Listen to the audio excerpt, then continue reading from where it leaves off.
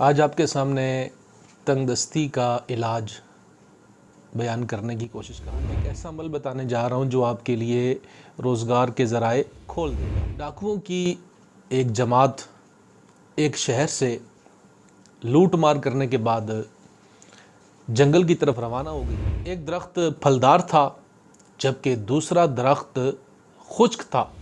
اس ڈاکوؤں کے سردار کو بڑا تعجب ہوا۔ عطا کر دے تو صحت یا خدا۔ بسم اللہ الرحمن الرحیم۔ آج آپ کے سامنے تنگ دستی کا علاج بیان کرنے کی کوشش کروں گا۔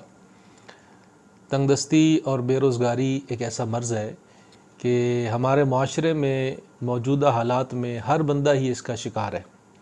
توجہ کے ساتھ آخر تک اس ویڈیو میں باقی رہیے گا۔ انشاءاللہ آپ کو آج ایک ایسا عمل بتانے جا رہا ہوں جو آپ کے لیے روزگار کے ذرائع کھول دے گا۔ اس سے پہلے ایک حکایت آپ کے سامنے پیش کرتا ہوں۔ ڈاکوؤں کی ایک جماعت ایک شہر سے لوٹ مار کرنے کے بعد جنگل کی طرف روانہ ہو گئی۔ وہاں انہوں نے ایک درخت کے نیچے پڑاؤ کیا۔ ڈاکوؤں کا جو سردار تھا وہ ایک درخت کے نیچے آرام کر رہا تھا کہ اس کی نظر سامنے دو درختوں پر پڑی۔ ایک درخت پھلدار تھا جبکہ دوسرا درخت خشک تھا۔ پھلدار درخت سے ایک چڑیا ایک پھل کا کچھ حصہ اپنی چونچ میں لے کر خشک درخت پر جا کر بیٹھ جاتی۔ کچھ دیر بعد وہاں سے واپس دوبارہ اڑتی اور پھر پھلدار درخت پر آ جاتی، پھر یہاں سے کچھ لے کر وہاں جاتی، اور یہ سلسلہ کافی دیر تک یوں ہی چلتا رہا۔ اس ڈاکوؤں کے سردار کو بڑا تعجب ہوا کہ اگر چڑیا کے بچے اس درخت پر ہیں تو پھر چڑیا نے اس پھلدار درخت پر اپنا گھونسلہ کیوں نہ بنایا۔ یہ دیکھنے کے لیے وہ اس خشک درخت پر چڑھ گیا۔ جب اس جگہ پر پہنچا جہاں چڑیا جا کر بیٹھتی تھی تو اس نے دیکھا کہ وہاں چڑیا کے بچے نہیں تھے بلکہ ایک سانپ بیٹھا ہوا تھا، اور وہ سانپ بھی ایسا تھا کہ غور کرنے پر اسے محسوس ہوا کہ یہ اندھا سانپ ہے، وہ دیکھ نہیں سکتا تھا، اور اس نے وہاں اپنا منہ کھولا ہوا تھا۔ چڑیا اس درخت سے پھل کا کچھ ٹکڑا لے کر اس درخت پر جاتی اور اس سانپ کے منہ میں ڈال دیتی۔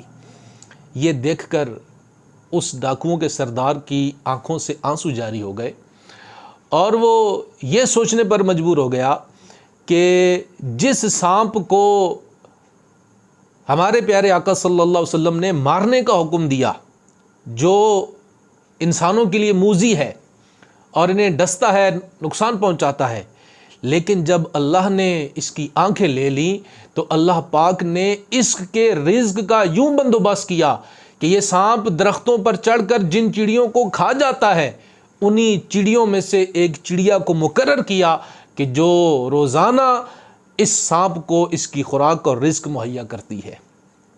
یہ سوچ کر وہ نیچے اترا اور اس نے سچے دل سے توبہ کی، اور یہ سارا ماجرا اس نے اپنے بقیہ ساتھیوں کو بتایا، تو وہ بھی اس بات کو سن کر کہ جو رب ایک سانپ کے رزق کا بھی ضامن ہے وہ ہم جیسے انسانوں کو کیوں نہ رزق مہیا کرے گا، اور سچی توبہ کی انہوں نے، اور اس کے بعد وہ سارے کے سارے دوست حج کی طرف روانہ ہو گئے۔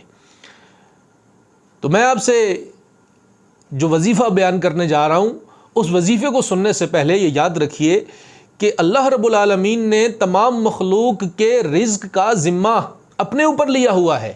رزق اللہ کے ذمہ کرم پر ہے۔ بندے کا کام ہے کوشش کرنا، محنت کرنا، بھاگ دوڑ کرنا، اسباب اختیار کرنا۔ اللہ پاک کی رحمت ہوئی تو انشاءاللہ رزق بھی اس کے مقدر میں ہوگا۔